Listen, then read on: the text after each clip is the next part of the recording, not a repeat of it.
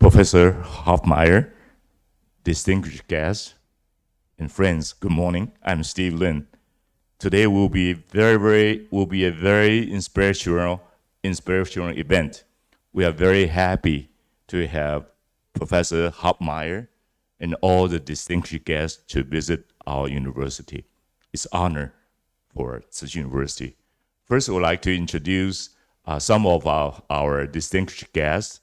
The first one is that Dr. Rey-Sheng, the Deputy CEO of Tzu Chi Charity Foundation, and Professor Pen-Jung Wang, the CEO of our Tzu Chi Education Foundation, and Professor Ingrid Liu, our university president.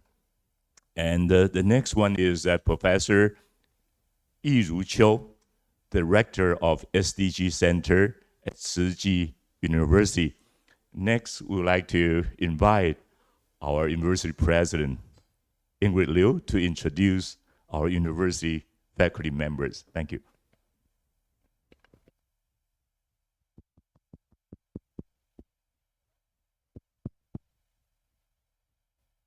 Thank you, Steve.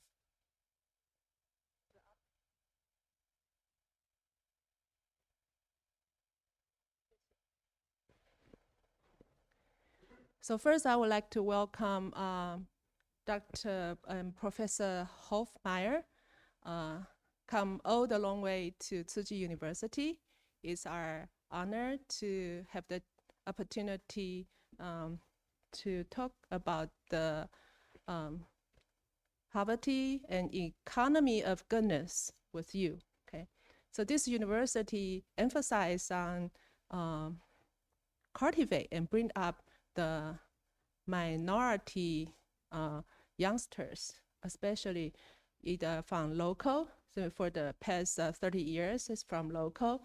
But now, following the development of the Tzu Chi Charity Foundation, we also take care of those minority students who are eager to learn and grow and change their life and the life of their families in many regions of the world.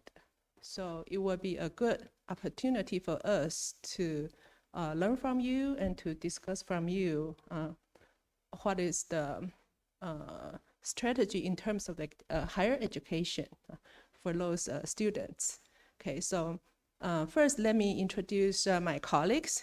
I think this is Professor Yang Zhi, Professor Wang from social work, the chair of social work, and Professor Lin Yirong, the chair of our Department of Literature, and our dean of international and cross-disciplinary college, Professor Lin Guanghui. Okay. And 这是大家把口罩脱下来哦，千华，Miss 朱千华，okay, from our R&D division, okay, 还有 okay, also this is our colleagues Li Fen from R&D division, and 还有谁？后面是 yeah, also Su Min from our R&D division, and also here, 这是娟秀嘛哈？娟秀 from nursing department, okay, and Kai Wen from our department, the institute, Research Institute of Religion and Culture, and our consultant, Ms. Luo, also come back from the United States, and our secretary, Yu Tian. Okay, so this is, oh, and Professor An Tianmu, yeah, recently just retired. He's anthropologist, okay, from our Department of Human Development and Psychology. Okay, so this is from the audience today from the TCU. Okay, welcome. Thank you very much, President. And next, we'd like to ask Dr. He to introduce today's speaker. CEO Wang and President Liu and all the distinguished scholars and friends. And Professor John Hoffmire has been a good friend of me and also Tzu Chi for nearly 12 years or 11 years. We met in Oxford back to 2012 when I first visited Oxford to introduce Tzu Chi to the Professor Richard Gombrich. And I get to know John. We become a good friend, and he come to visit us in 2014 here in Tzu Chi University. And then second visit in 2016 when he organized the Tzu Chi Forum, and he shared his philosophy and observation on Tzu Chi. He is a really, really devoted religious people. He was a very profound investment banker, and he eventually sold his company and all the income donated to church. So he kept himself pretty simple, not poor life, but very simple life. This is a very respectful gentleman. He graduated from Stanford University, got his PhD in business study, and then moved to Said Business School in Oxford University. And he also sort of, decreased the research on economy, but transferred himself to the poverty and its resolution. So he founded the Center for Poverty and Business Center in Oxford University, belonged to Regent Park College, where he also devoted to religion and culture. So he's a profound professor and also very, very devoted to practical field.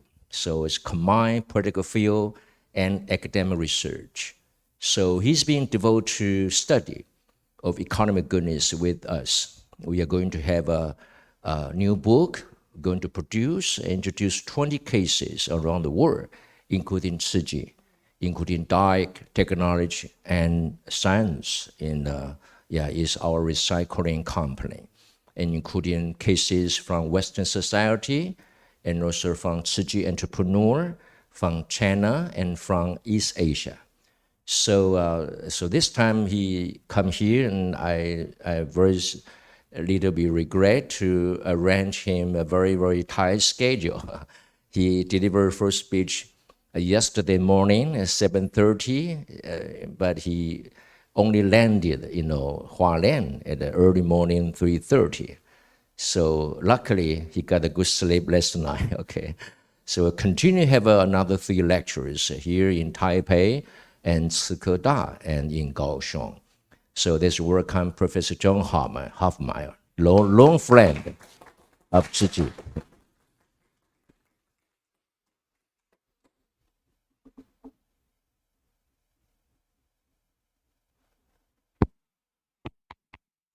Can you hear me okay? So what I would like to do is to show you a number of slides today. And I want to start by talking about the concept of impact investment. And I find it very useful to give examples when I talk. So these are all people in Nepal. You'll recognize the 2 Tzu Chi volunteers who are working on a medical mission.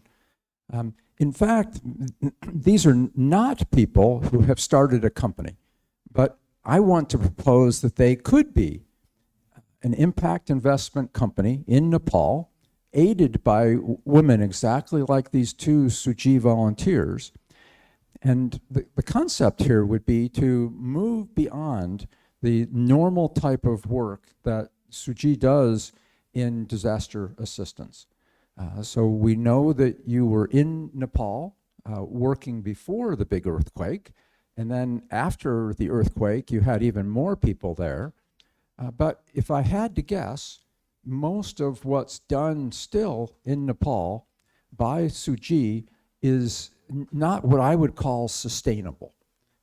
What it would call for is just more and more donations made by your wonderful members. Now, you could tell me that your members will continue to make donations forever. At the same time, I know the population of Taiwan is decreasing. I know that the number of young people joining Tzu Chi is going down. And I mean, I love Tzu Chi. I wouldn't come back here year after year. I talk with Ray at least three or four times a year. Sometimes we talk every month. I wouldn't do that if I didn't believe in Tzu Chi, but I also think you face some challenges. And so by starting projects where companies would be at the base of what you would help set up in companies like Nepal, I think you would have a more sustainable future, and that the people in Nepal actually would have more sustainable futures. So what would this impact investment company look like? Well, let's say that the 1, 2, 3, 4, 5, 6, 7, 8 people who were dressed in the yellow vests all decided that they wanted to be part of a company. And we'll name the lady on the far left the CEO of the new medical company. And let's say that they chose to do prenatal and postnatal medical service to women and babies in the rural areas of Nepal. I believe that that type of service probably does not exist today. If you lived in a big city, you would get prenatal and maybe some postnatal care, but I could almost guarantee you that you would not have nurses coming to the homes of the rural people. I think that a company like what I'm describing could go to the Gates Foundation and say, you know, we're a new company. We would like you to invest in us. We're not going to be very profitable, so don't expect a big return. But the Gates Foundation could look at that and say, well, maybe this is a break-even company. No profit, but no losses. And maybe at some point it actually becomes profitable enough that the Gates Foundation would want its shares bought out. And so the Gates Foundation would get its money back, and then they could start another company doing exactly the same thing in the north of India, where Tzu Chi is active. And so this is not only sustainable for Nepal, but you can see how it becomes a sustainable activity in supporting places like India also. And I think it probably is clear to you, but if you start a company that is not losing any money, you also don't need to have more donations coming in from your members. So I use this as one example of an impact investment that the Gates Foundation could put into a company that Tzu Chi would start in cooperation with these 8 people from Nepal. And through that process, Tzu Chi would not be an owner, so you wouldn't be accused of trying to take advantage of anybody, but instead you would be seen as the initiator of a sustainable company that would be funded by others and would support the livelihoods of these individuals and provide a really important product, prenatal and postnatal health care. So that's one example. I'm going to have a little more difficulty giving you great examples here. Of course, you recognize your university. I noticed that we had 2 individuals from your R&D department here. I believe that most universities are not very practical. It's a problem internationally. And the research that is done is often called basic research rather than applied research. I'm just going to be very honest with you.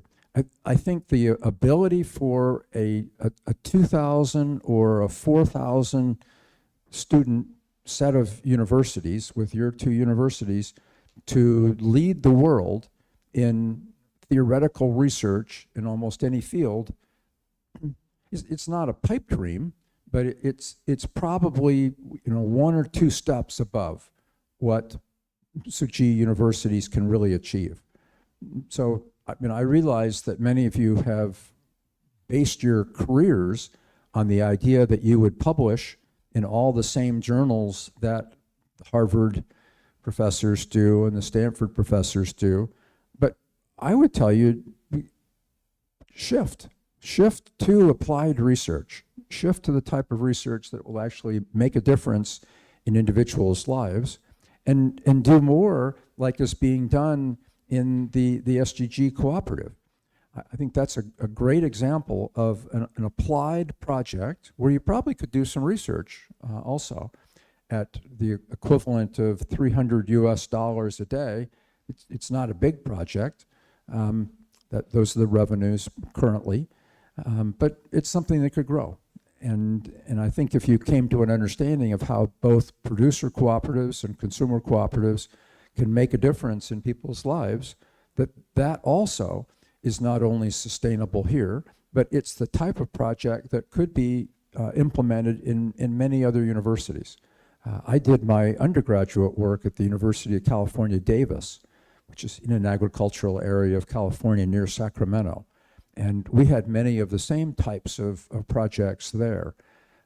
But there aren't very many universities that have these, and I think you actually could replicate sustainable projects in other parts of the world based on what you're doing and what could be done to grow these types of institutions. Let me just say a little bit more about research and development. I don't know what your R&D labs do, but most of the time when I tell people that I think university research is too basic and not applied enough, the problem is that when you identify the problems that you want to research, those problems don't lead to products. And I think this is an important concept that grows out of a man named Clayton Christensen's work. Are you familiar with Clayton Christensen and disruptive innovation? No, I don't see people shaking their heads yes. So I'll just describe in a very brief period of time what I mean. So what he would teach is that for any company to be successful, you have to define a problem that is widespread enough that there's a large enough market that you actually would create a sustainable company by solving that problem. I would say for your R&D department and for any of the research that you do, that there ought to be a practical problem of people that you're trying to solve. So often basic research defines a problem like, we don't understand these molecules. Well, if you're working on a problem of molecules, it's unlikely that is going to instantly lead to a product. And so I would shift your research toward problems that actually affect people currently. And so this isn't just for the R&D department. I would say any professor who's doing research ought to make that shift. And I think that's a sustainable, I'm going to be careful about my choice of words here. It's a sustainable and honorable choice to make, because we are living in a time of constrained resources. And if you take the few resources that you have and spend all those resources on basic research that is not addressing a real life human problem, I'm not sure that's honorable. So I would encourage you to do the honorable thing and shift your research priorities. I'm going to go into now a more traditional presentation on impact investment. And you'll notice that this slide has a quote from the Economist newspaper or magazine. And so what it says is, you might suppose that financial innovation had done enough damage. This is speaking to the time in the 2008 recession in the United States, when financial innovation led to way too many mortgages being given to people who couldn't afford to pay off their mortgages. But then the end of this quote says, but bankers, investors, and philanthropists believe that financial innovation, can help the world's poor. And so the rest of this presentation is about impact investment and social finance. And in particular, I'll focus on how these concepts of impact investment and social finance can help the poor.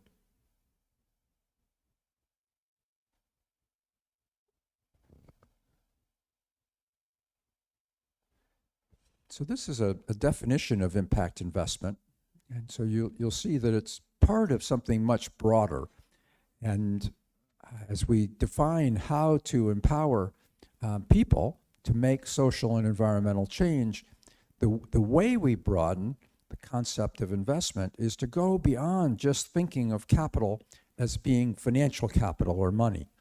And if you think about any work that's being done in the impact investing field as having a social capital orientation and a human capital orientation, then you're starting to understand what impact investment really is as compared to traditional investment. So what do I mean by social capital? You see the word networks there. So often, if you're trying to help poor people, the thing that is not understood by the do-good people is that if those poor people fall back just into interacting with the other poor people who in their lives, they're probably not going to rise up. Because, and you see this in Taiwan, you certainly see it in China, who you network with, who you socialize with, greatly determines how you're going to rise. And so something we have to democratize are the social networks in Taiwanese, in Nepalese, in Indian societies, so that we're helping poor people to not just have more money, but to have better networks. And I would challenge all of you to try and do this. You can do it through educational events. You can do it through the types of institutions you set up. You know, let's say that you start a cooperative. If that cooperative reaches out both to the rich and the poor, and they shop together, that's the type of social networking that leads to a more democratic society. And then this concept at the bottom of the slide, human capital, is where we try to bring expertise, knowledge, and skills to poor people. Because again, if all we do in the work that we're trying to accomplish is to give people money, and then we leave, and they haven't learned, they're going to fall back into poverty. I mean, I've been doing this type of work for over 45 years, and I just have to raise my hand and say, I've been a failure time and time again because I didn't follow this basic concept of leaving behind expertise, knowledge, and skills. You've heard the concept of teaching someone to fish rather than just giving them the fish. If you apply that concept here, you'll come to a deeper understanding of what it means to leave behind human capital. By the way, if at any point you want me to stop and ask questions or make comments, just raise your hand and we can talk about whatever you want. And Ray, you'll make sure that you keep me on time. Sure. Okay. Okay. All right. So here we're starting to talk about what actually makes markets. And so my argument is that for both innovation and market-oriented strategies with a strong social purpose, we have to rely more broadly on bringing together the public sector, which is government, private sector, which is companies, and the third sector, which includes organizations like Tzu Chi at the foundation level, Tzu Chi at the university level. And so creating an intersection between these three different sectors, I think is really important if we're going to be able to solve more problems of poor people and more problems of the environment. And so let me just take you through the basic logic of the components of impact investment.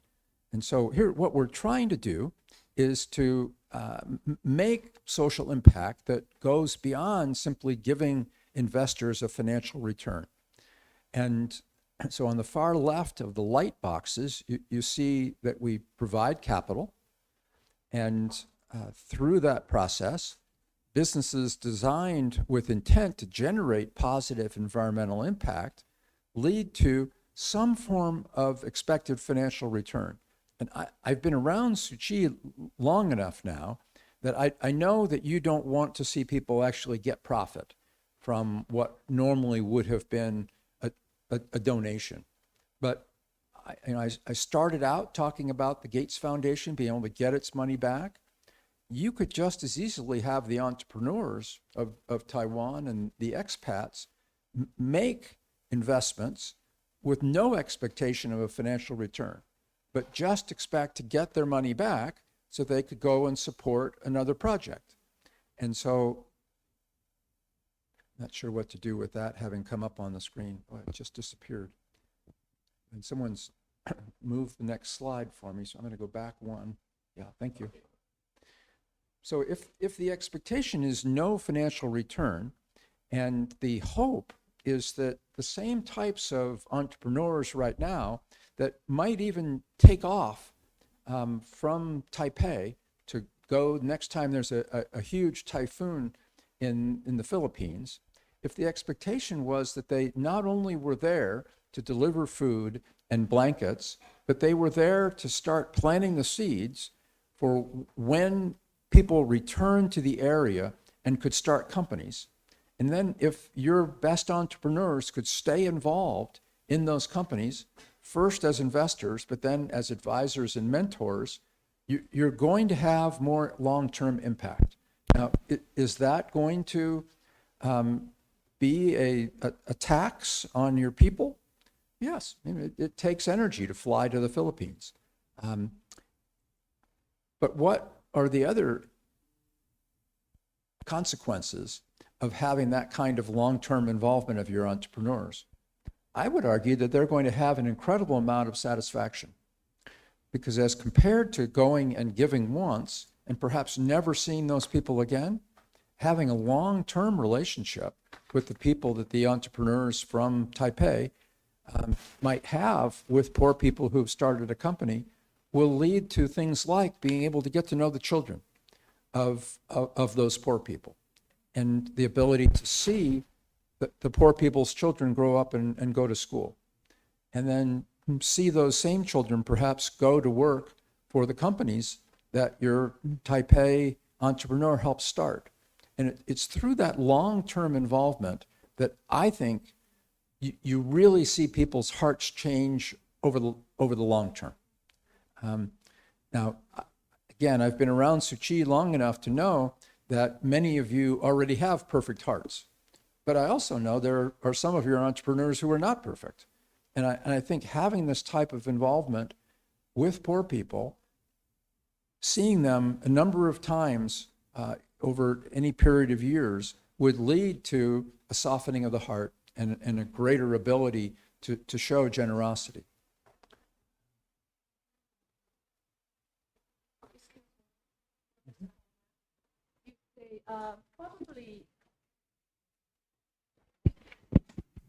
You probably don't see the whole picture of Tzu Chi in the world. I think in some area, for example, in Philippines, I think the Philippine Tzu Chi member, they also have long-term involvement and long-term help of those victims after high-end typhoon. Okay, so what they have done is very similar, very close to what you said, that they're probably not using money to invest to those victims and the community, but they invest on them is their time and energy and company and education.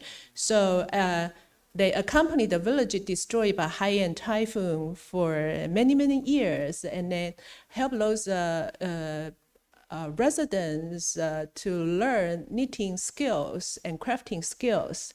And then they help them to sell their artworks all over the world to help them grow up on their own. And then the profit actually not coming, a return to Tzu Chi, but going back to the community. Yeah, but the difference is they did not form a enterprise, social enterprise to help them. They help them as Tzu Chi Foundation. So maybe we can discuss this later. And in this case also help in Sichuan. We invest in the education. And for example, our university for decades, and He Yuanzang are Ding He Yunqi, after Sichuan earthquake, Wenchuan earthquake, one of our dean formed a study buddy group. Take a group of probably 20, 30 students to Sichuan every year for already 16 years to accompany those kids to grow up. And actually from those kids, some of them, because of the company, they decided that they are able to attend high school and college. So, and they want to become like some of our medical students, our social work students, to help their own community. And that actually some of them become doctors and social workers and then other professionals. So what I think so probably is not the investment like these cases of Tzu Chi probably is not finance support, financial investment, but it's time investment and energy and company investment. So probably we can talk about this later. Okay. I would love to just keep talking about it right now because I agree with you. And I mean, I know from having written about the Philippines and Tzu Chi that you've supported educational projects there. And there was one particular school that you built in the Philippines. So it's not just Sichuan, it's not just reconstructing schools on the west side of Taiwan when they get knocked down by an earthquake. You've done this in a number of places. And you know, in many ways, I could try to make the argument in a different way. In fact, I believe Tzu Chi is already doing impact investment. But sometimes it's harder for me to make the case that investments in education are an impact investment. I believe they are. But since you don't think of education as a company, for the most part, I don't make that argument. But maybe after you've said what you just have, I will make that argument. And in fact, education does lead often to the types of visits that you talk about, where for 16 years people have been going back. So if you take that as an example of, in fact, a social enterprise, a school is a social enterprise, and then think about the fact that the school has an economic base to it, it's really a business. Now, it's a social business, and often it would be a government-oriented business, but as my previous slide said, we want the public sector, the private sector, and the third sector working together. And so my argument really is that you're giving me examples of where Tzu Chi is already an impact investor. And I just want to see you extend that further into the private sector. And in one of my future slides, I'll be able to make that argument even stronger. Yeah. Yes, please.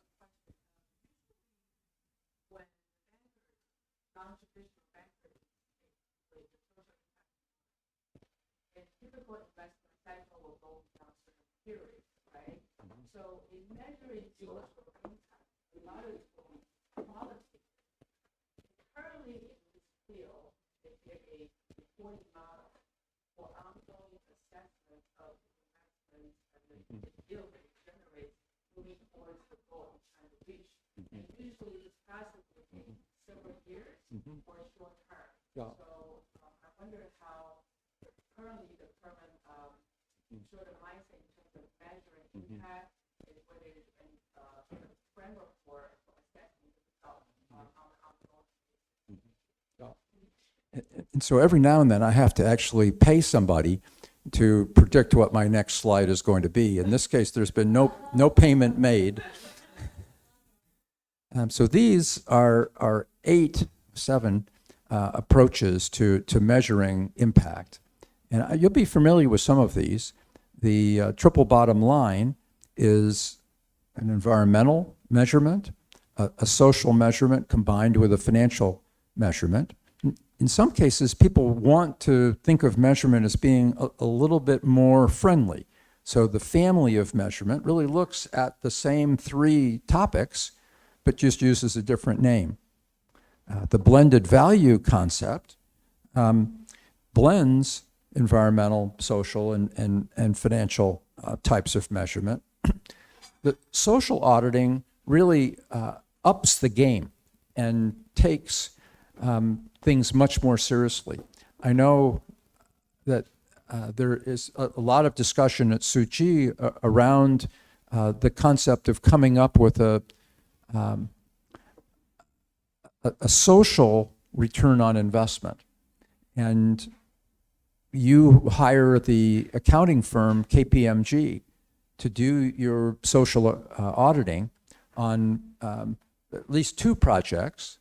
And I think that costs a lot of money. But if you're not measuring everything you do using accountants, I think it's actually a very useful thing to experiment with, because it teaches you how the rest of the world is looking at these types of topics when they have all the money in the world to spend, which Tzu Chi does not have. The balanced scorecard is really just another way to say the triple bottom line.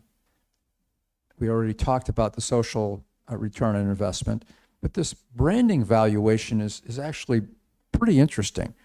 And so if you look at publicly traded companies, you find that there's a difference between what the value of the company is from a purely economic perspective and what it trades on stock markets.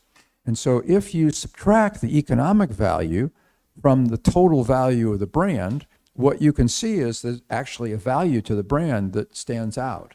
And now, so often, the value of a brand is partly based on whether or not that brand is associated with doing good things. Tzu Chi has, even though you're not a publicly traded company, has an incredible amount of brand value. And to measure that is actually fairly interesting. How you would do it, I'm not sure, but it's something that I would protect with all of your lives, because in the end, even though brand value may sound like a capitalist term, it's what enables you, when there's a disaster, to be the group that people will donate to, as compared to Oxfam or Save the Children, which have both been through terrible scandals now in the last 5 years. And I won't go into the details on what happened in those organizations, but it's really sad. And those types of abuses would never happen in Tzu Chi. But in many cases, because you're not as big, because you're not as well known, you don't get the big donations that Save the Children and Oxfam get. But if you protect your brand value, maybe you will over time. Now, these are some of the market participants in impact investment. So as you go down this list, you'll see the development finance institutions. These would include the Asian Development Bank. The private foundations, it's very easy to confuse this. So I don't consider Tzu Chi Foundation to be a foundation of the type that I'm discussing here. So the private foundations would be like the Gates Foundation. I'm sure you also have Taiwanese billionaires who have their own private foundations. So when I say private foundations, I'm talking about Gates or the very wealthy people in Taiwan. And then you have large-scale financial institutions, so like HSBC would be participating as one of those. Private wealth managers who are advising wealthy people on how to get into impact investment. And then just normal, small commercial banks are also participating in impact investing, as are retirement fund managers. But one of the real developments over the last 10 years is that we've had a whole variety of boutique investment funds come into the market. And they are inspiring more and more impact investments and getting many of these bigger institutions up here to participate when they had not before. So the boutique investment funds are really playing a very important role. Now, most people don't think of companies as being market participants in impact investment, but I do. I mean, if we go back to the first slide and talk about Nepal, if theoretically those 8 people and the 2 volunteers from Tzu Chi didn't theoretically start that company, you wouldn't have impact investment in Nepal in that prenatal, postnatal business. So from my perspective, forming the companies is really one of the most important things that could happen. And then this last group on the list, community development finance institutions, include credit unions. Do you have credit unions here in Taiwan? Okay. Okay. And what, just so everybody knows what those are, will you say the word in Chinese for everybody?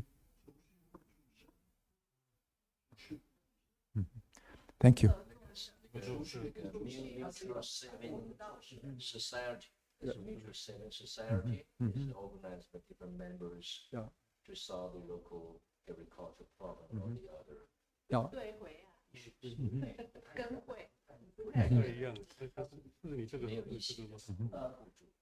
它是就是社员，大家每个月出一点钱，然后就有一个大水库，然后这个水库今天社员们需要钱的时候，就不需要去跟地下钱庄借钱，就可以从大家共同管理的大水库借钱，然后再还点利息，所以它跟兑回亚不太一样。Someone lack of money or need money, they don't have to take loan from like out of illegal banking system. They can go for this called mutual saving fund, and then they got a grant for their living. Yeah. Well, partly because this is such a sophisticated group, I'm going to just go off on a little bit different topic, growing out of this theme of mutual savings organizations. So most mutuals, most credit unions are a form of cooperative. You know that your SDG center downstairs is a cooperative. I believe in mutuals. I believe in producer cooperatives. I also believe in consumer cooperatives. But a very important distinction when you start talking about impact investment is whether or not you actually support worker cooperatives. And I started my career in this area of worker cooperatives and have come to believe that I was wrong. And there are a couple of reasons why this is the case. One, worker cooperatives work off of an international standard that require one person, one vote. And I helped grow some worker cooperatives to fairly large sizes, but then they would fall apart because one person, one vote in a company doesn't work. I would just turn to our university president here and ask her, what would it be like if you ran this university on one person, one vote, and every issue had to have a vote? Would that work?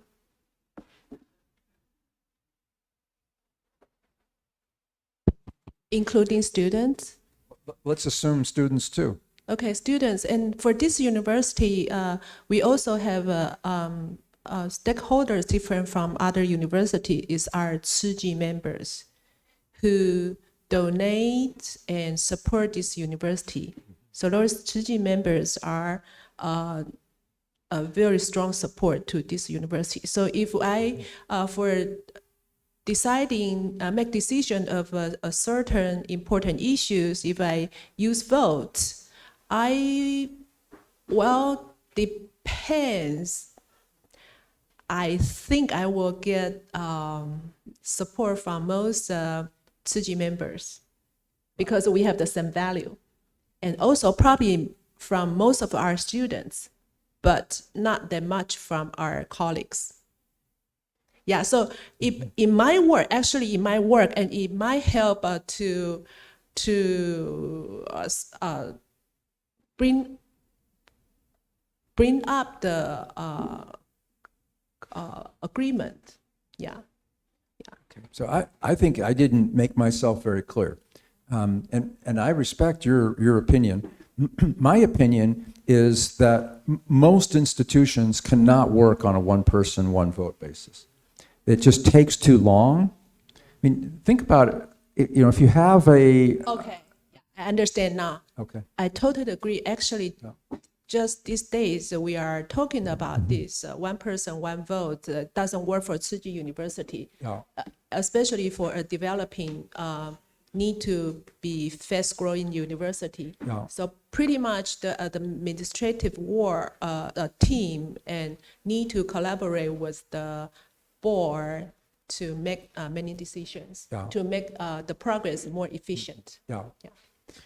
The second part of the standards for work cooperatives involves something that has to do with accounting. And I'm not going to go into detail here because this could get really boring. But when you have the valuation of a company that leads to a member of the worker cooperative being able to leave and take their money out, the way that works with the international standards of cooperatives is that that person who leaves is paid out on what is called book value. Book value is an accounting standard, and normally it's about 3 times lower than fair market value. And so when a person leaves a cooperative, they get 3 times less than they would have gotten if they had belonged to another form of employee ownership that advocated fair market value. My belief is that even though many of us would like to live in perhaps a more egalitarian way, around any given decision, most of us are capitalists. And so if we're given a choice of receiving 3 times as much or 3 times less, we would always prefer to get 3 times more. And because of that, we're willing to work harder in systems that are willing to pay us 3 times more. So I don't start cooperatives anymore because I don't like one person, one vote, and I like to see inspired workforces, and so I don't like the idea of paying people out using book value rather than fair market value.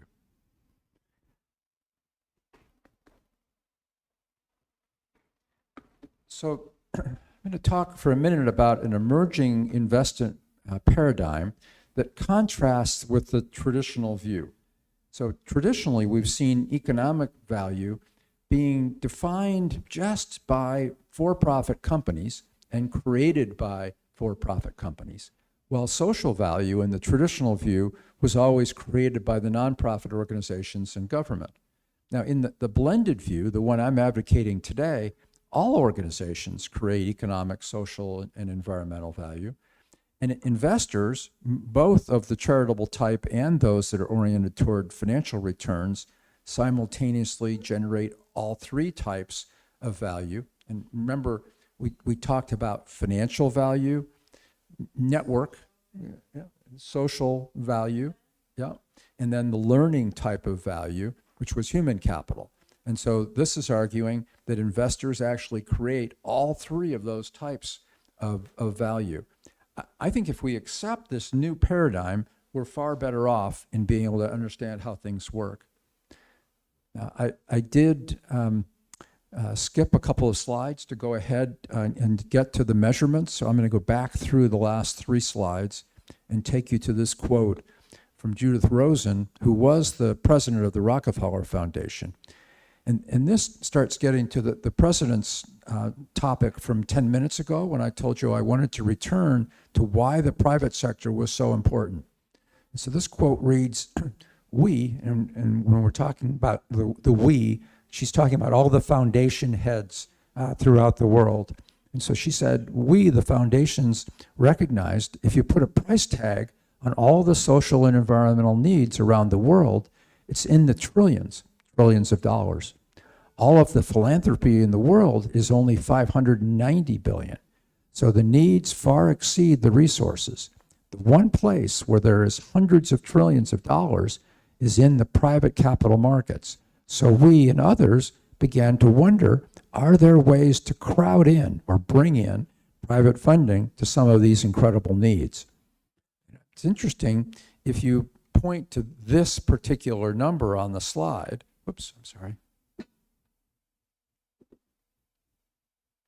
If you point to that number, 590 billion, and you compare that to how many hundreds of trillions of dollars of wealth there are in the world, the number of trillions is actually very close to that 590.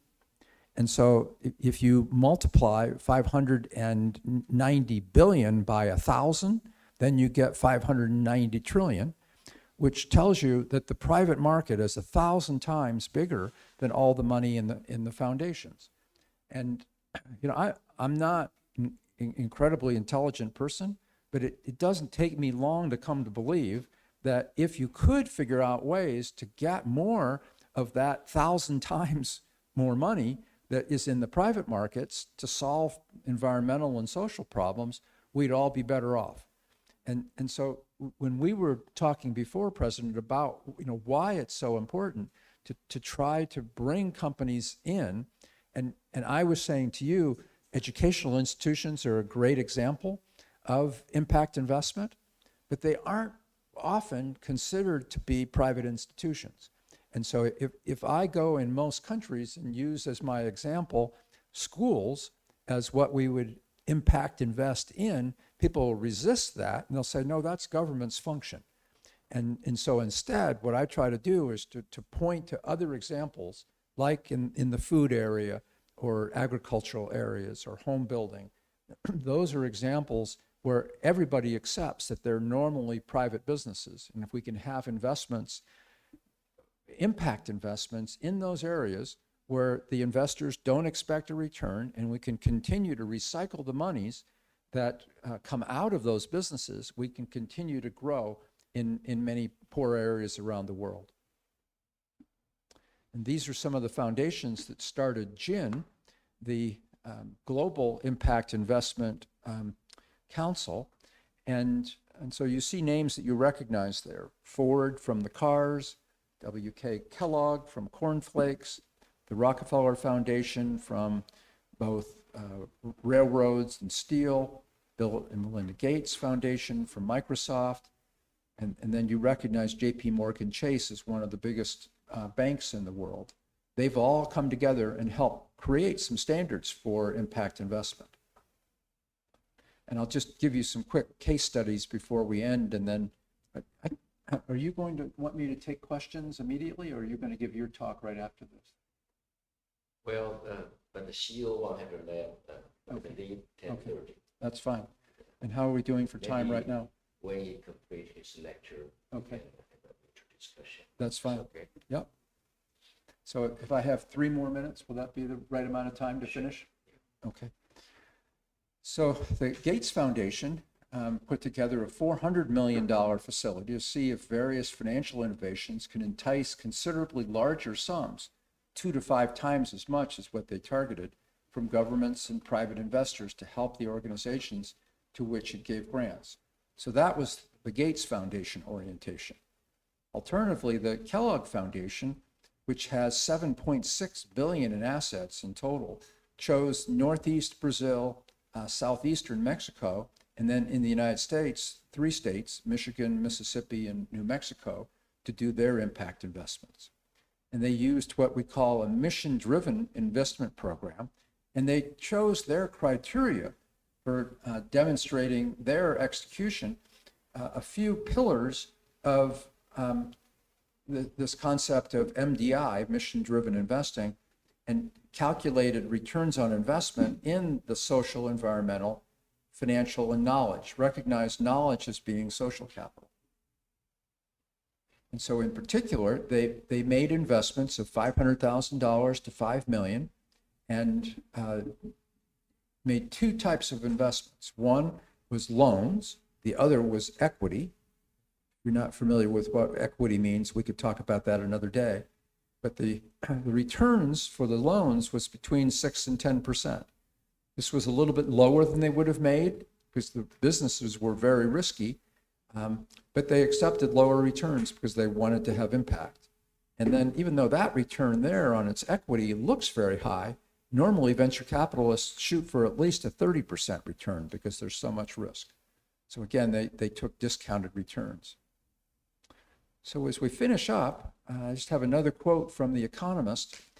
And what they said was that the financial industry may be providing the rocket science with the backing of rich philanthropists, a group that you at Tzu Chi know is an essential source of fuel.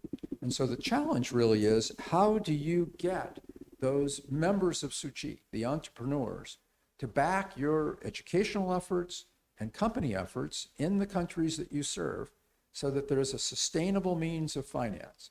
And so you're not just going and giving the money away, giving the entrepreneurs money away in the first case. Instead, you're giving them a chance. You're giving the entrepreneurs a chance to get that money back and then recycle it back into new companies in the next place where there's a disaster. And that process continues, disaster after disaster. The entrepreneurs go back and help, and that same money gets recycled because they get their money back rather than just giving it away. And so that's the essence of my argument.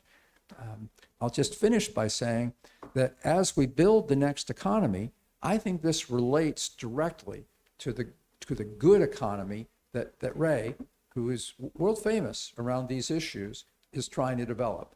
And so if you look at what the basis of the good economy is, it's a values-based economy where we prioritize altruism. We try to build honesty and integrity into the economy. And from my perspective, there's no difference between an impact investing economy and the good economy that Tzu Chi is known for. So thank you for listening so well. Thank you for the contributions that I did receive. And I appreciate being able to be here with you.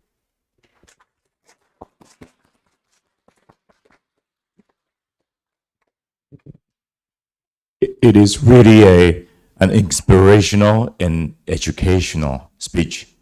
Thank you very much, Professor Hoffmire. Next session is for our guests to express their ideas and exchange ideas. Would you, that Professor Pen-Jung Wang would like to start first? Thank you. Professor Hoffmire, I feel you are a great social economist. As far as we know, the sustainable development emphasizes the triple bottom line of environmental, social, and economic consideration. However, the goodness and evil are the comparable concept, such as the good of economic may harm the environment. From the viewpoint of evolution, the humans are absolute social animals. So self-interest is related to individual selection, and the altruism is associated with group selection. Both of them are the result of the natural evolution. So we have a question. How can the education inspire the people to understand that loving others is loving themselves, and the altruism is the attainment of self-interest?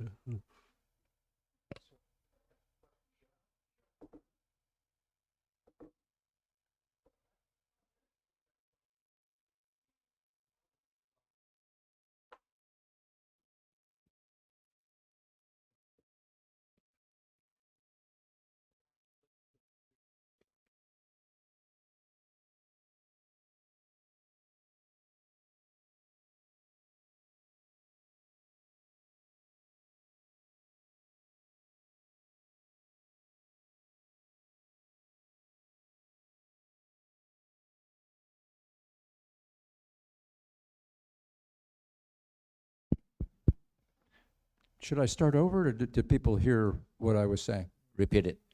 Okay, so my personal belief is that the whole question of how we develop altruism is completely connected to how we continue to support the development of religious institutions.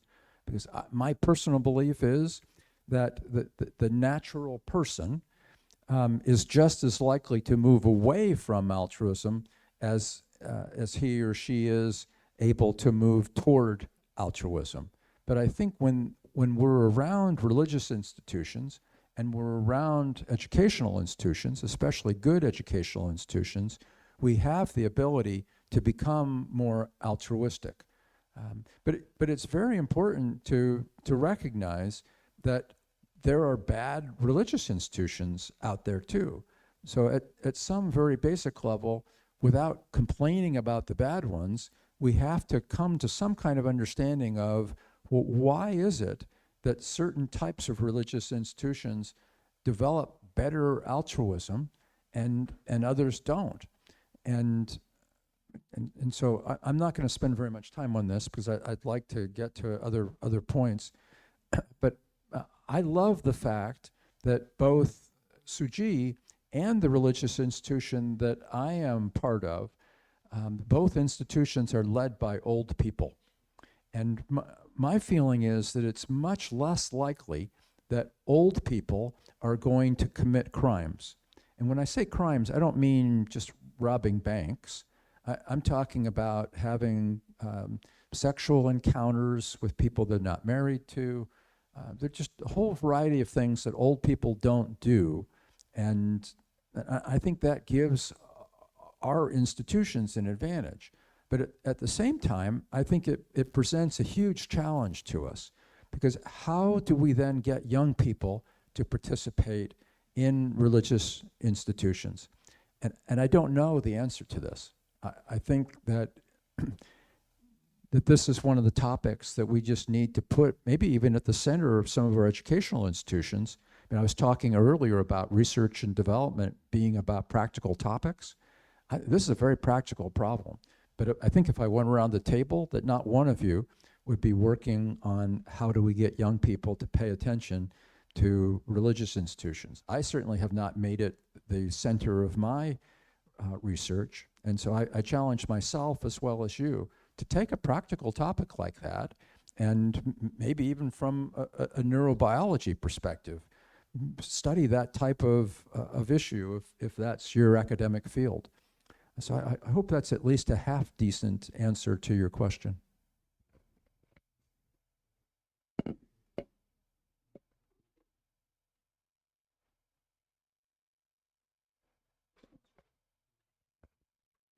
So regarding to cultivate students or youngster or people's altruistic mind, I still think education is the fundamental way to do it. So especially I think altruism is different from religion. You can be not religious, but you can be very altruistic, right? And then so from the perspective of the brain sciences, I actually recently I walk into the high school, talk to the high school students, and tell them when you help people, what happened in your brain, because in the frontal lobe in the brain, there is an area called altruistic region. When you help, after you help people, you feel happy. It's because your dopamine release increase. And from the MRI image, we can see this region is activated. Okay, so some neuroscientists now actually study in the altruistic neuroscience. I think we all have the experience when we help people, we have the sense of reward feedback. We feel good about ourselves and happy for the people. It's not religious, it's animal instinct. Okay, so this is a big issue. So I think for cultivate the altruistic minds, we still need education. And then to young people, we need to have scientific evidence to tell them actually what you feel good is because your mind and body change. Physiological and psychological changes happen. Okay, I think that's probably even more powerful than religion belief. And I think the religion's drive force is before we don't understand that much about the brain sciences and about the altruistic physiology. Okay, but I would like to get back to the your talk. So if I receive your information correct, I think in your talk, mostly you are talking about how to strengthen people's driving force in making impact investment, okay? but probably you have the idea, but I did not hear that much in your talk about how the impact investment impact. Are most of the impact investment really reducing the poverty?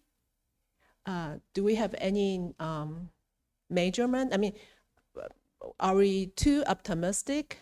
Are most of them successful, or we also have a lot of failures?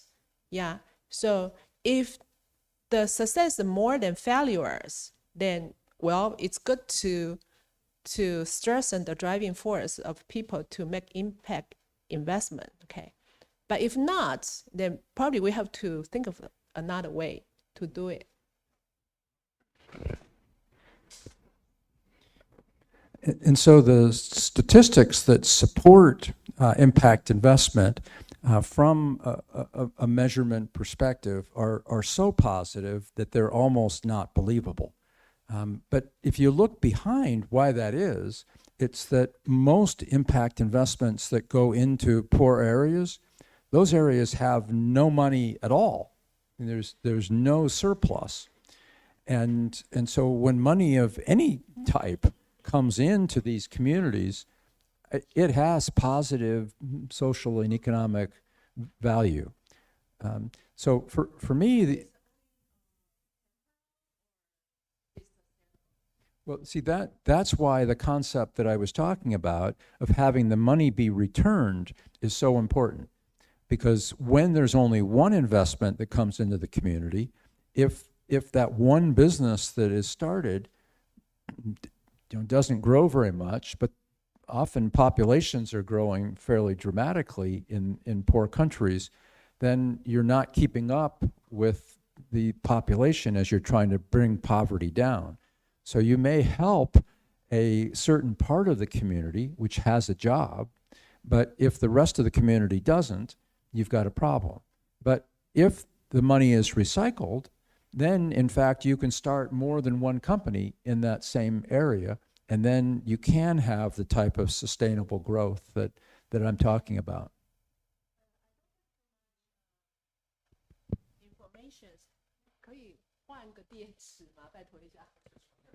Okay. I don't have much numbers and informations here. However, so I assume to make a poor community or the impact investment successful require some fundamental skills and knowledge. So which means we need to provide education to those companies we help, we support, right? So still, is money that matters? Is money the only thing matters? That's my question.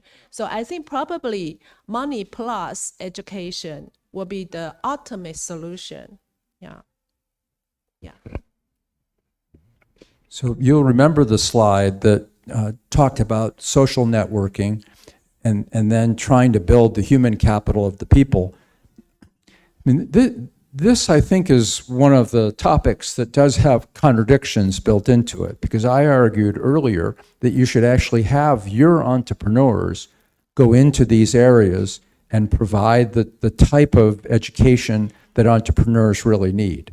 Because let's face it, most universities and most university professors are not entrepreneurial. And so if I send to you, not that I'd have this influence, but if I did, if I sent you into these poor communities, you wouldn't be the best teachers of entrepreneurs. But your best entrepreneurs in Taiwan would be the best people to teach the individuals in the Philippines or in some other places. So that's the key for me, is having the right people do the education, but then to leave behind educational institutions that are growing and building and are run by the indigenous people and supported by their governments. So I agree with you that education is also needing to be done broadly. You know, people need to learn to read and write and do mathematics. In addition, they need to be taught entrepreneurial skills. If you don't mind, though, I'd like to go back on the altruism question just for a minute. And so I'm going to try to summarize here. And I agree with one of your main points, which was that you don't need to be religious to be altruistic. I completely accept that. My argument, though, in response, is that some of the problems we face are so dramatic that we need more people to make the kinds of commitments that Tzu Chi members are willing to make. You recycle. Many other people don't recycle, or if they recycle, there are parts of recycling systems that don't work. At my house, we separate the plastic and the metal, and then there's a different place for the garbage. And as I conclude this little statement, it is the case that the food that's left over, that does get recycled in a way that creates compost. But when those recycled items of paper and metal and plastic leave my house, they all get mixed into the same garbage and they're thrown away. And so we're acting as if we're recycling, but we're really not. And so that mindset doesn't work. The mindset that says I can be altruistic, but I can just try to make as much money for myself and my family doesn't work. The mindset where even an altruistic person can be oriented toward sex and drugs and rock and roll doesn't work. And so from my perspective, what we need are environmentally sensitive people who are willing to make deep sacrifices if we're going to. And by the way, I'm not a doomsday person. I don't think the world is going to be destroyed 10 years from now. I think we have enough time to solve the climate change problems. I think we can address inequality. I think there'll be fewer and fewer poor people, even if we don't do anything different than we're doing right now. But some of these problems are so big that unless we have more religiously altruistic people showing the way toward great sacrifice, I don't think that we're going to change quickly enough to get things done in that 50-year time frame that I do think is really important. So yes, non-religious people can be altruistic, but I think you are the examples of the world at Tzu Chi of being willing to make sacrifices and willing to take environmental issues really seriously. And I think without that strong commitment, that little bit of altruism that many other people show who are non-religious just isn't enough. It would be good to say that the altruistic mind and the religious minds will be synergistic effects to make the. So altruistic mind and religious mind will be create synergistic effect to reducing poverty and a lot of problems in the world. So we are doing this now in this university, but the most difficult part is I agree with you that because the faculty in this institute are educated. Actually, I have to put the responsibility to the United States higher education.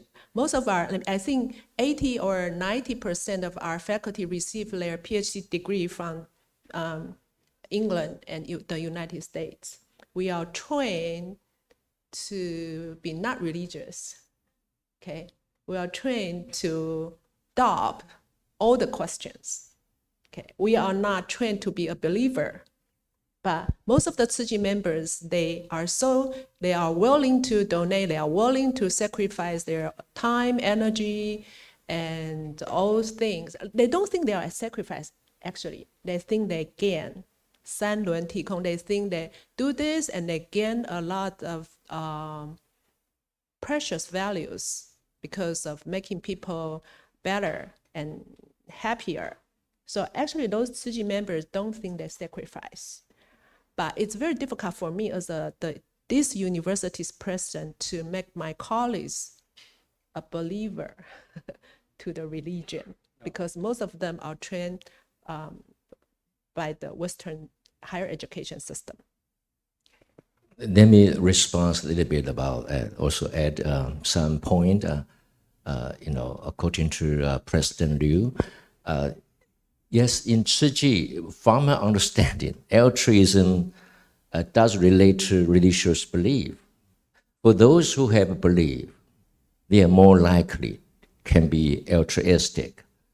But altruism, just like President Liu saying, that it's not only spirituality, it's a physical reality.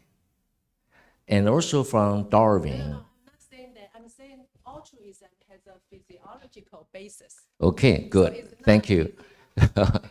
Okay, thank you to clarify.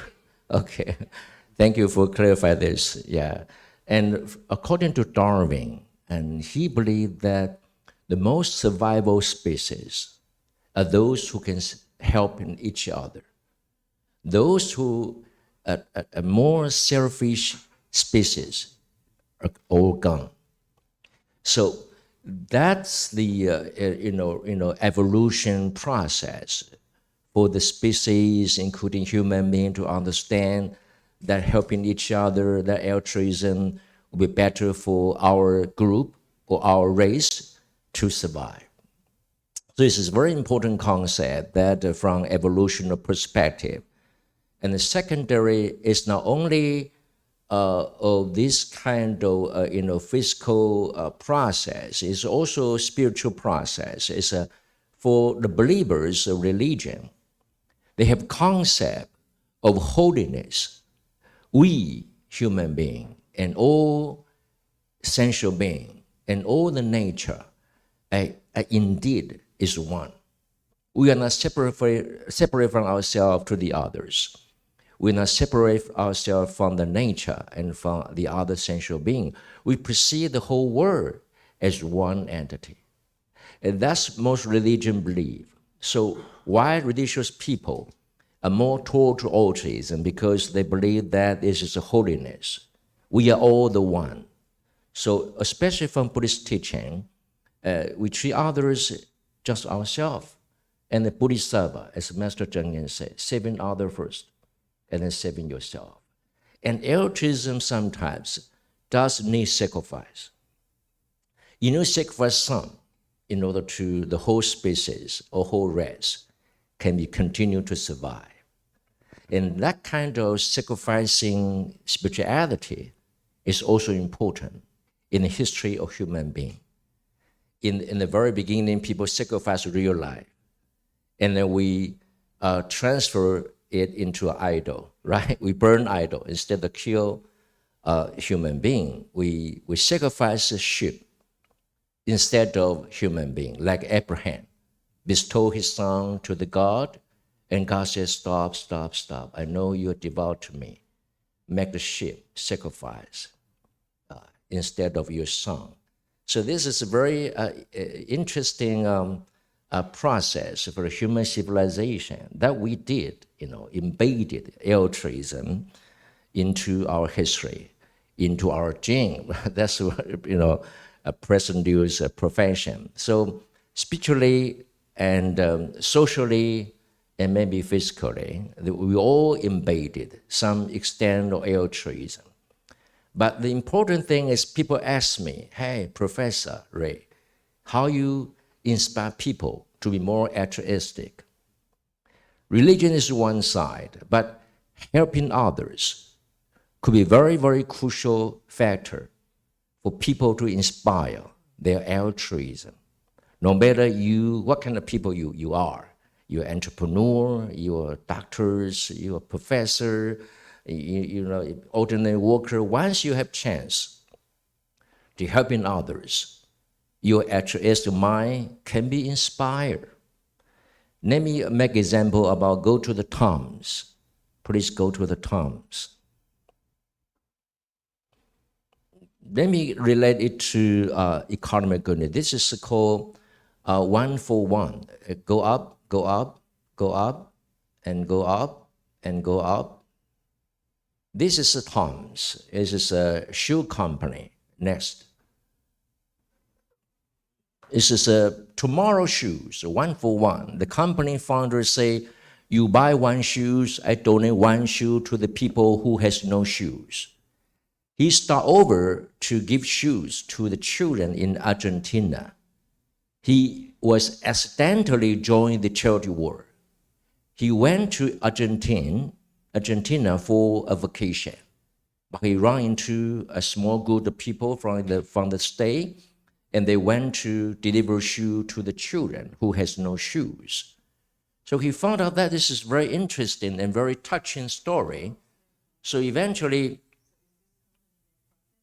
yeah, another prophet, yeah.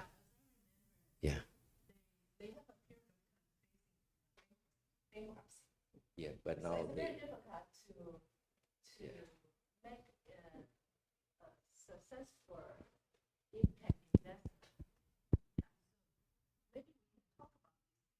Yeah, Let me.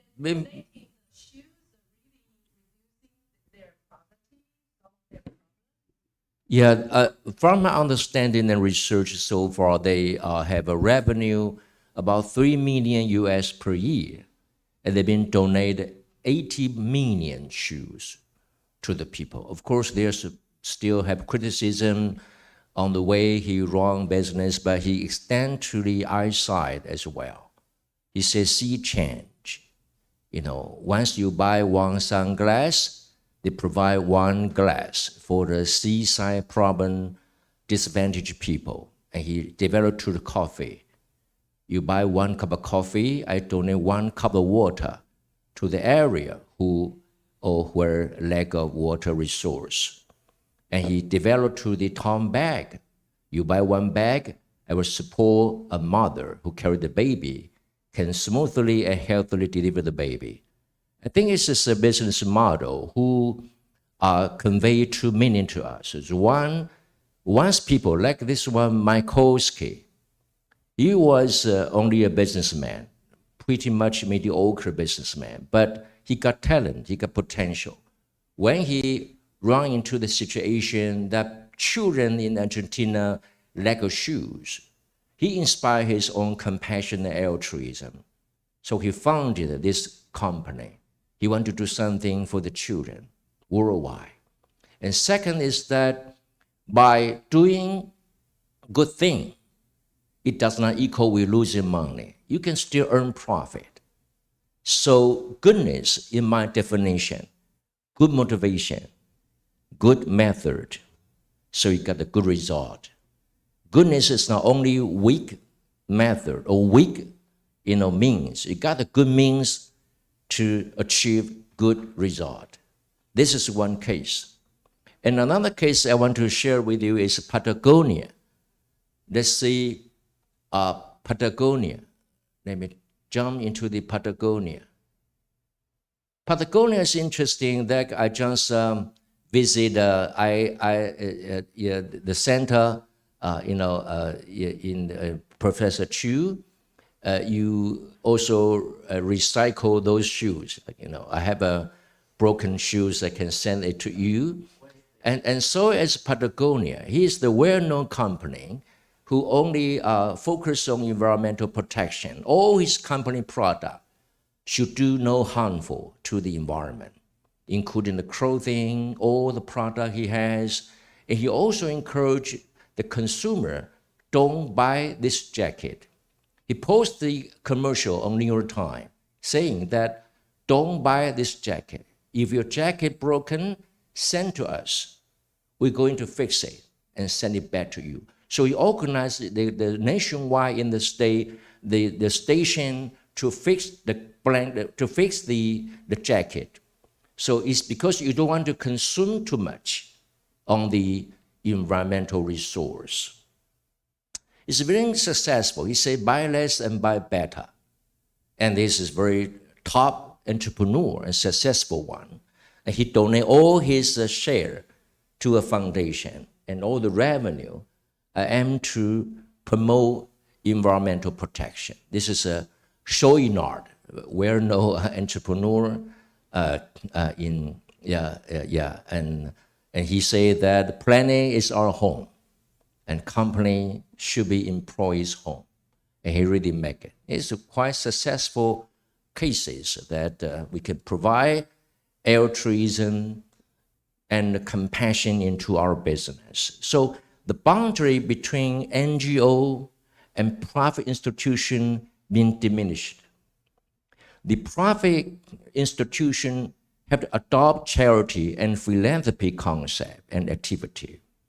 And NGO also can adopt some kind of impact investment to include impact investment so that more entrepreneurs or more people can put into their resource, put into their capital, and helping to solve the social problem as well as environmental problem. That's impact investment. And from my estimation, that impact investment has been accumulated.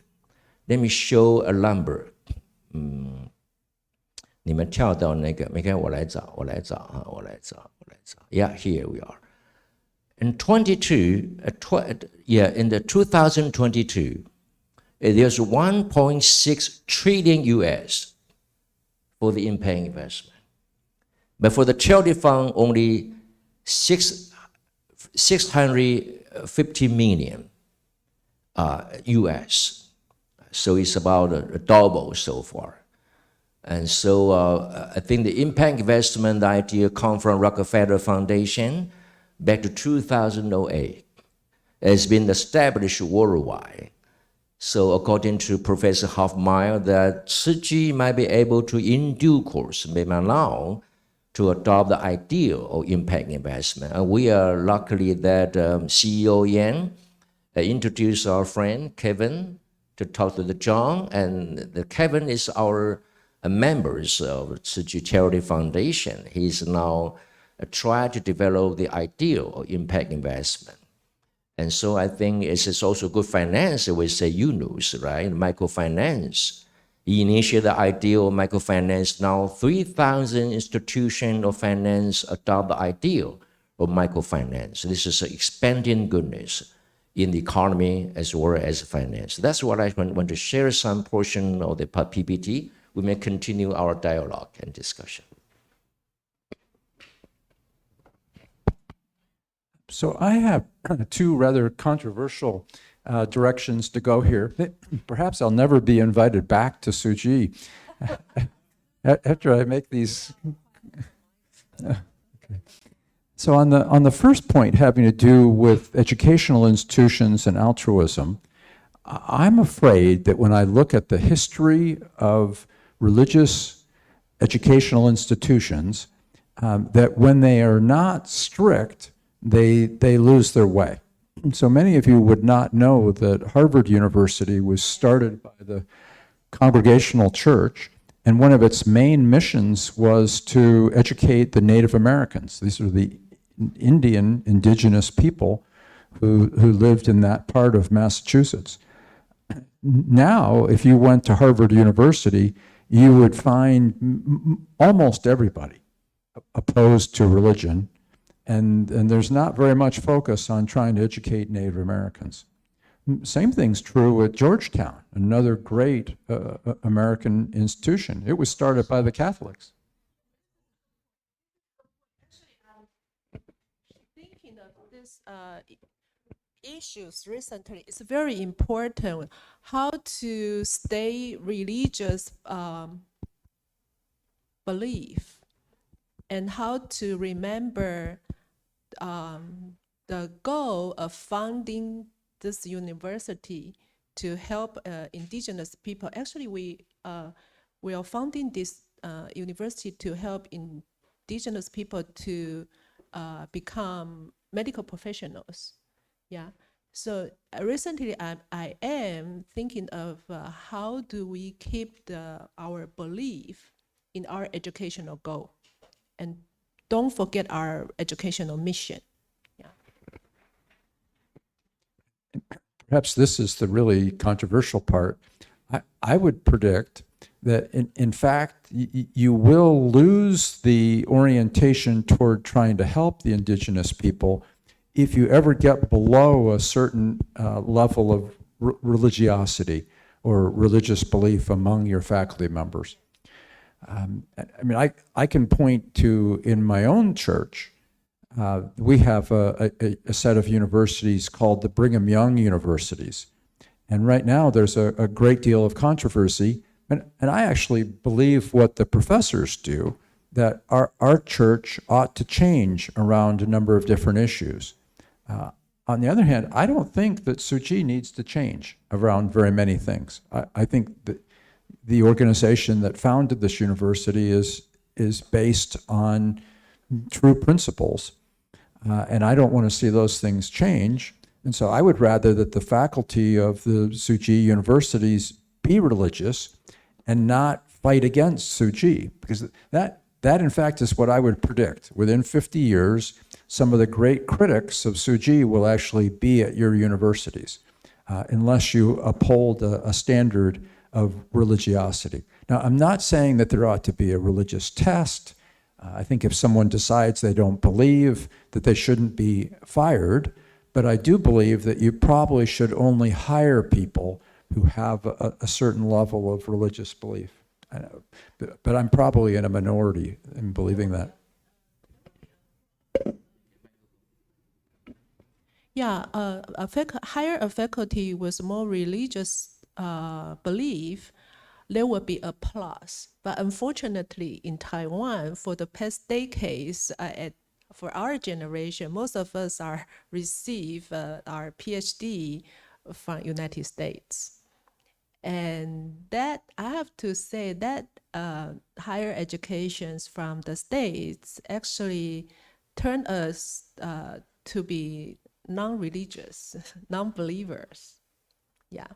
And then so it's very difficult, alas, but there's still a lot of hope because, the reward system, the altruistic reward system in our brain actually have a positive feedback reward system, which is similar to the reward system when you get drug addiction. So, but if we do more to help other peoples, and we see a lot of good deeds happen. We learn from our Tzu Chi members, those who are so dedicated and devoted. Actually, myself, learn a lot from our Tzu Chi volunteers and learn how they are so religious, so believe in the value, the Buddha's value, Buddha's teaching to help people. Then I think, including myself and most of our colleagues, can be transformed. And also from the education, actually they are doing a lot of helping students teachings. They just don't know that's altruism. They don't term it, they term it as education, but actually it's altruistic education. Yeah. So I'm not that pessimistic either. Okay. So we have some colleagues want to make some feedback comments. Okay. Thank you, Professor Hoffmire. And you really bring a new light to doing good thing in the field, especially creating a kind of a social enterprise in the site of relief or disaster. I got a question. As we are forming the consumer co-op in the TCU, actually, at the point of making decision whether we should have a social enterprise or cooperative, and it really takes a lot of consideration at this part. So, during our discussion, we talk about religious or spiritual belief, and which could bring something go beyond that, the kind of self-interest oriented mindset. And that's really really important factor for us to make decision based on cooperative, which require more kind of a collaboration and more kind of thinking of common good. But in terms of social enterprise, I think probably it could be more useful in the relief sites or relief area or in the aftermath of disaster. So how to look at the decision making between choosing cooperative or social enterprise? As you just mentioned that you got the experience of organizing the workers' cooperative, and eventually you feel that fail, and as it's based on the protocol of one person, one vote. But what's the turning point for you to make some point and make decision to go to the social enterprise? Thank you.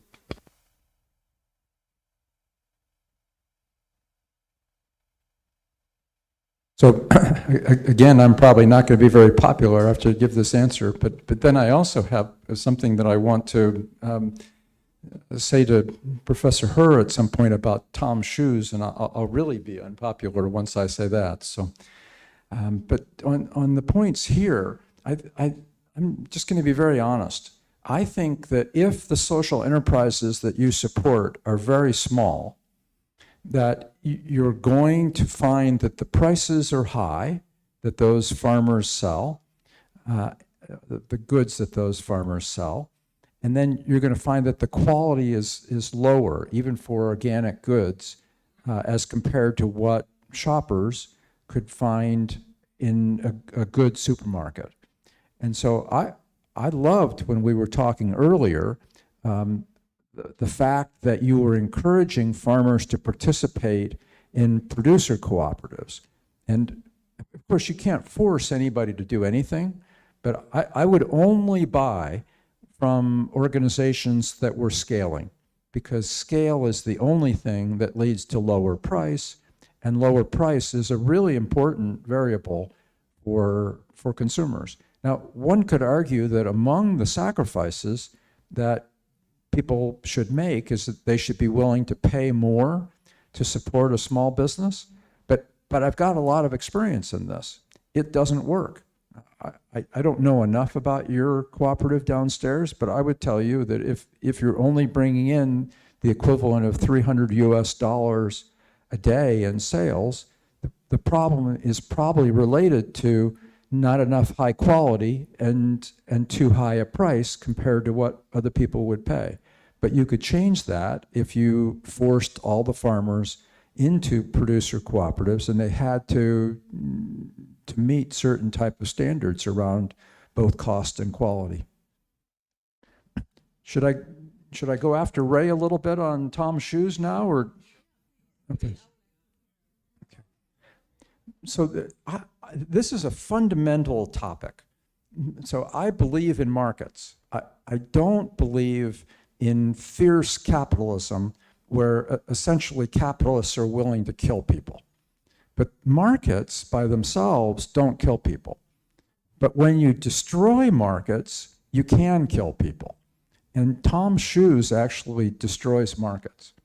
So when you go into countries that have a market for shoes, and all of a sudden you're supplying only free shoes for free, that puts all the shoemakers, or even the type of business that we're talking about right here of repair of shoes, that puts them all out of business.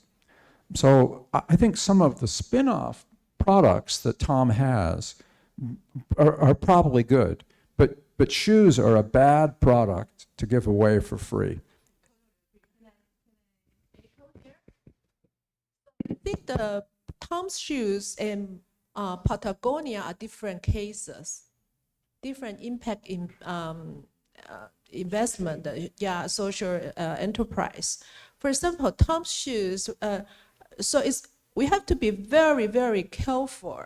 So those enterprise are using charity or altruism as a tool to make their own profit, or they are really focusing on the goal of helping people. So only donate one pair of shoes to those kids would really change their life? And then is there any other support after that? Okay, I think that's my point. So can Tom Shoes make their investors to believe that what they have done not only increase the profit of Tom Shoes, the company per se, but also really make some change of those children's life who wear Tom shoes? Well, let me respond to this a little bit. I am not defending Toms because I'm not the founder of the Toms. But there's many cases that face the difficulties because no one perfect, right? Only even Tzu Chi, we have done so many things to the world, and they say you are not really have a total solution for the poverty. You give them food, give them rice, but their poverty still exists. So, giving shoes cannot solve the poverty, but they got shoes at the least. And there's also saying that the Patagonia, he say, don't buy this jacket, buy less, but buy better. But actually, their market increased 36%. They say, hey, you guys use the altruism to be propaganda. It's always, accusation on this kind of behavior. But this is a fundamental philosophy of altruism. Who is genuine altruistic? You rarely find one people or one institution who is absolute altruism, maybe Bodhisattva. But there's one Buddhist sutra from the very, very original sutra saying that the elder asked their children to devote to Buddha and Dharma. And their children living in a very, very well condition, they decline. And the elder asked their children again, if I give you 1,000 gold, will you be able to devote to the Dharma and Buddha? Children say, yes, we will do that. And they're really doing that to comply with the 5 precepts. And the elder asked Buddha, I asked my children to comply with the Dharma and devote to Buddha, and they decline. And they pay them 1,000 gold, and they concur. They consent, and they comply with the Dharma and want to devote to Buddha. Do they have any merit if they do things in this way? Buddha said, yes, of course.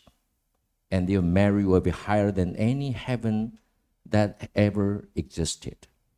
So altruism, from the Master Zheng Yan, 假酒辩证, behavior is very important. I think there is no one in this world can proclaim that we have a total solution for the poverty. We do this way, but we may disadvantage in the other way. There's only all criticism.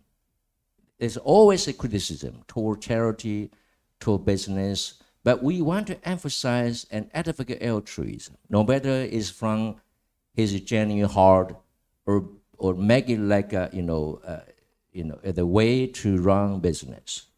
But altruism is better than selfish, so to speak. I'm not defending Tom because I am not a Tom's founder, but at least it tells us that people, when they engage in charity, their compassion might arise. And secondly, if business can really do charity and devote to charity, I think that's the spirit we want in capitalism. And I also believe that education, as President Liu saying, that university had to teach children and our students compassion. Maybe we are not spread out Buddhist belief to the student. We may not do that in all universities. No, we do that. Actually, we do that. You do that, okay. General education courses. Okay, okay. We teach, we have introduction to Buddhism, and then, but also we have introduction to other religions. But yeah, It's very important to students. we may not convert them to Buddhists. That's not our goal. No, we don't force to Yeah. convert them to Buddhism, but if they want to be religious, I think for For example, as our Dharma Master Chen Yan said, every religions down to the foundation, they have the same value. Okay, so we don't force and we don't tend to turn our students or faculties into Buddhism, but we hope every of our students and colleagues are a believer. I think it's very important. Yeah. It's different from the, as I understand, it's different from the pure religious institution that, like we train monk and nun, or like we train the priest.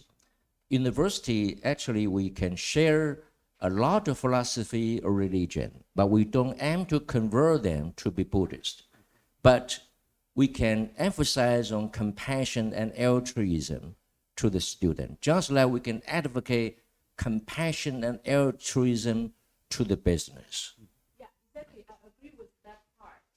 And so, for example, we actually have one former president is a Christian. Protestant. Yeah, and then Presbyterian. yeah, and when he was selected as the president, he told Dharma Master Chen Yan, "I'm not a Buddhism. Do you mind that?" And actually, Dharma Master Chen Yan said, "It's fine. You are not a Buddhism, but the only thing I'm afraid is that you are not religious. You don't have a belief. That you yeah, okay, faith. Yeah, thank you for it's better. Yeah, you don't have faith. Yeah, so that really touched me. Yeah, it's a very precious value. So I would like to deliver the precious value to all the members in these universities. So I think both of the topics we're discussing right now are really important. So whether it's Tom's shoes or whether it's religion in educational institutions, I'm in favor of a fair amount of experimentation. I'm glad that Tom did what he did because I think we had an experiment. I think the experiment in shoes failed. And I think now we have to stop that experiment. I think on educational issues and religion, it's less clear what the right answer is. But since I moved to England from the United States 12 years ago, I've been astounded at how by doing school-based religious education, everybody has to learn about every religion, that what they've ended up with is a huge population that believes in nothing. And so I don't want to force anyone to be a Buddhist who comes to Tzu Chi, but I would prefer that you just teach Buddhism and not try to say, and this is not what you said, but someone could interpret the Tzu Chi approach as being that all religions are equal. I think if you take that approach, if anyone takes that approach, then it's easy for religion to become meaningless. That's just my view. Really, really a good well worked. Yeah, use the microphone.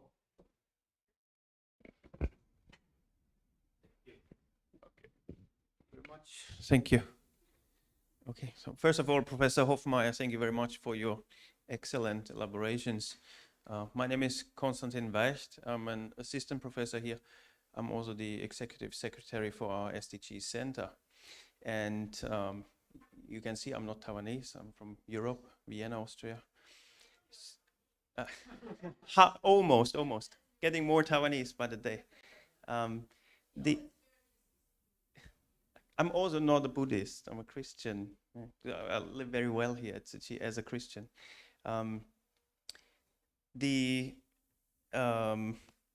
You said you make yourself unpopular, maybe, or not going to be invited. I have to be careful what I say, because you said Tzu Chi doesn't have to change a lot.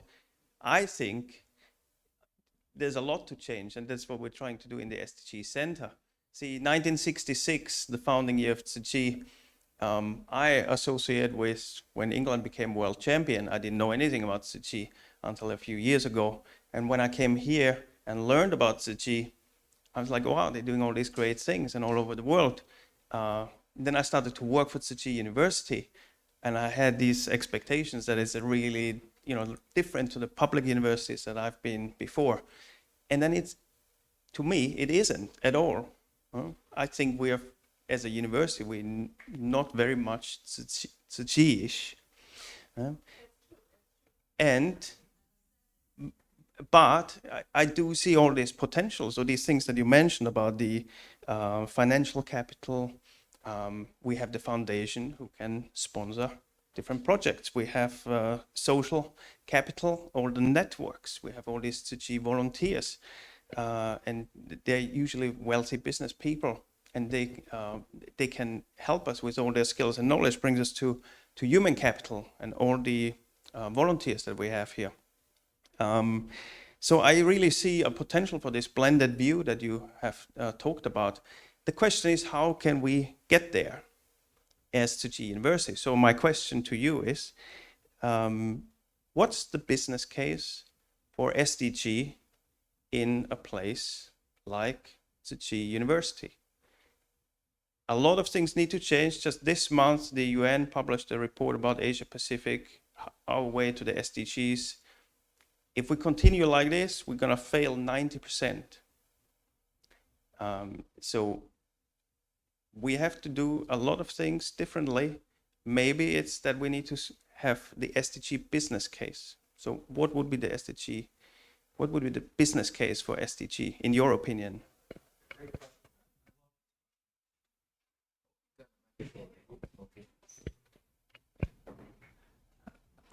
So I assume this is the last question. If I take 2 minutes, would that be okay?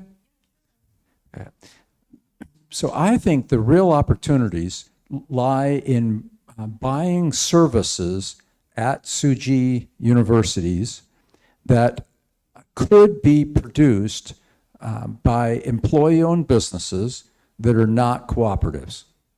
And so what are some examples of that? You probably have all kinds of laundry that is being done in your hospitals here. I would predict with a fair amount of confidence that the laundry services at the university do not run very effectively, that the laundry services at the hospitals do not run very effectively. You could take some of your best entrepreneurs from Hualien and add a fair number of indigenous people from the area who would then run the laundry services for all the hospitals and for the universities. And once you saw that that worked much better than having an inefficient laundry service, you would go to the next place and maybe have the restaurant that Ray and I ate breakfast this morning in not be, the food was good, don't get me wrong, but it wasn't great. I think that could be a great restaurant if it was employee-owned and you had some indigenous people working there and it wasn't part of a big bureaucracy. And then you move to the next place, and maybe that's the bookstore. And my guess is the bookstore is not run very efficiently. And you go through each part of the university and you ask the question, does this really need to be part of a big bureaucracy? And I think the answer most of the time will be no. And then if you can substitute an employee-owned, non-cooperative for those inefficient institutions, you will create an SDG alternative that, again, it would be unpopular, is much better than having an SGG store that, for the most part, is encouraging people to run very, very small businesses. And it's like I said before, if those businesses cannot go to scale, they won't make that much difference. And so I would take every one of the farmers that you're encouraging to, probably not improve their lives a whole lot, and I would move them into the laundry and move them into the restaurants and move them into the bookstores and produce some scalable businesses that are meaningful.